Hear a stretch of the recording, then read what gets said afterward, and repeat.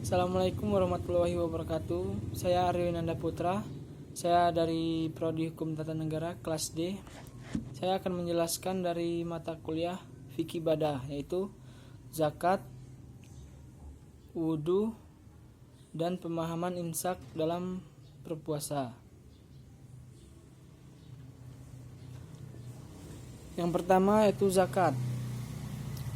Wahai orang-orang yang berfirman, infakkanlah sebagian dari hasil usahamu yang baik-baik dan sebagian dari apa yang kami keluarkan dari bumi untukmu. Janganlah kamu memilih yang buruk untuk kamu keluarkan, padahal kamu sendiri tidak mau mengembalinya, melainkan dengan memancingkan mata atau enggan terhadapnya. Dan ketahuilah bahwa Allah Subhanahu wa taala Maha Kaya dan Maha Terpuji. Kita harus perhatikan zakat karena ada hak orang lain yang Allah titipkan kepada kita. Zakat terbagi menjadi dua, yaitu zakat fitrah dan zakat mal. Yang berhak menerima zakat dalam Quran surat At-Taubah ayat 60, yaitu sesungguhnya zakat itu hanyalah untuk orang-orang fakir, orang miskin, amil zakat yang dilunakkan hatinya atau mu'alaf, untuk merendahkan hamba sahaya, untuk membebaskan orang yang berhutang untuk jalan Allah, dan untuk orang yang sedang dalam perjalanan, sebagai kewajiban dari Allah. Allah Maha Mengetahui, Maha Bijaksana. Waktu wajib mengeluarkan zakat fitrah adalah setelah tenggelamnya matahari pada hari terakhir bulan Ramadan sampai khatib naik mimbar untuk berkhutbah sholat Idul Fitri. Tapi boleh mengeluarkan zakat fitrah sepekan sebelum hari raya Idul Fitri. Jadi tidak perlu menunggu di malam takbir. Itulah penjelasan dari zakat. Yang kedua yaitu pemahaman imsak dalam puasa. 1. Dari segi bahasa, puasa adalah imsak. Imsak adalah batas akhir atau 10 menit menjelang azan subuh. Hampir rata-rata orang masih memperbolehkan makan dan minum ketika waktu imsak, meskipun waktu imsak sudah datang atau yang ditandai dengan bunyi sirine. Tetapi di sisi lain, ada permasalahan antara teori dan praktek. Kalau imsak itu artinya menahan walaupun prakteknya masih makan dan minum. Akar dari permasalahannya yaitu menempatkan waktu imsaknya di saat kapan ketiga azan subuh dikumandangkan, maka disitulah waktu awal imsak dimulai. Jadi 10 menit sebelum azan subuh sebenarnya belum dikatakan waktu imsak, tetapi disebut dengan komando imsak. 2. Masa waktu imsak bukan hanya 1 menit, 2 menit atau 10 menit, tetapi masa waktu imsak adalah seharian. 3. Kumandang imsak akan lebih efektif jika dikumandangkan sebelum waktu zuhur atau setelah sholat waktu zuhur atau setelah sholat zuhur, karena dari subuh ke zuhur waktu sudah panjang dilewati. Waktu di tengah-tengah lebih besar kekhawatiran untuk berbuka puasa di tengah hari, maka perlu ada yang mengingatkan untuk imsak. Fungsi dari kumandang imsak adalah untuk memberikan informasi atau peringatan agar hati-hati dalam menjalankan ibadah puasa dari segala yang diharamkan dan dilarang oleh seluruh anggota badan zahir maupun batin. Itu penjelasan materi pemahaman imsak dalam puasa. Dan selanjutnya materi wudhu.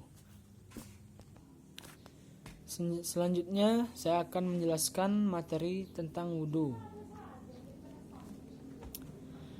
Wudhu dari segi bahasa adalah kebersihan atau kesucian. Dalam kitab Syarah Al-Muhadzab yang dikarang oleh Imam Narawi, beliau berkata, wudhu berasal dari kata wafa'ah yang memiliki makna kebersihan.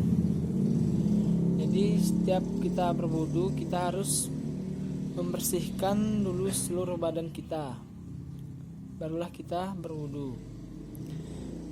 Dan menurut Imam Al-Syarbini, secara istilah wudhu adalah perbuatan yang telah ditentukan berawal dari niat, atau melakukan perbuatan dengan menggunakan air pada anggota wudhu yang telah ditentukan, diawali dengan niat.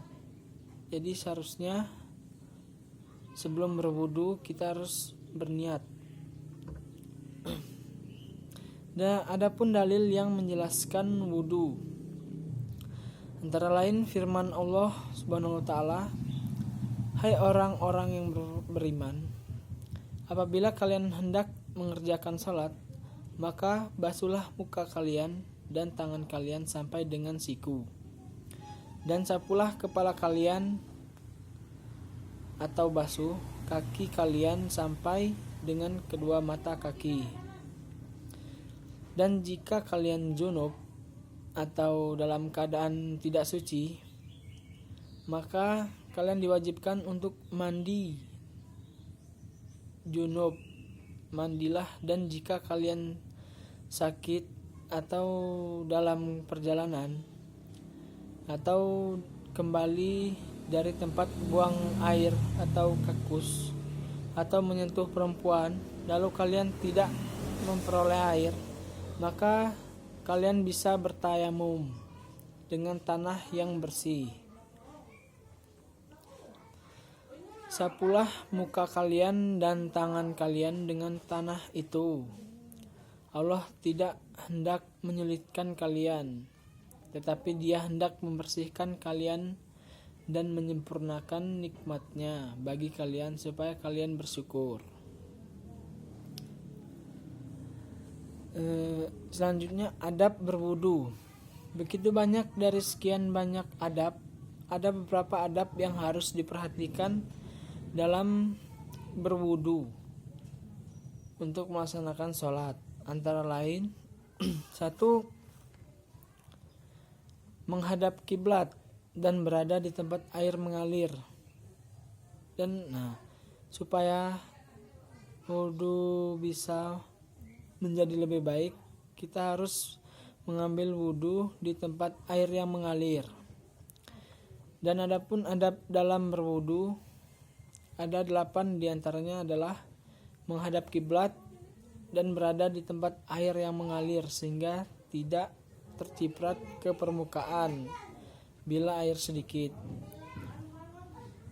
2. Gunakan air secukupnya, atau yang dimaksud jangan berlebihan. Kemudian ada yang bertanya kepada Rasulullah, apakah dalam hal berwudu juga ya Rasulullah? Rasulullah bersabda, iya, dalam segala hal ada berlebihan. Hadis riwayat Al-Hakim dan Ibnu Asakir. Sementara itu dilihat dari kualitas wudu dibagi 2. Ada wudu secara zahir, ada pula secara batin. Dalam kitab Siru Al-Asrar yang dikarang. Itulah penjelasan saya mengenai 3 materi yang saya jelaskan. Apabila ada kesalahan, saya mohon maaf. Wassalamualaikum warahmatullahi wabarakatuh.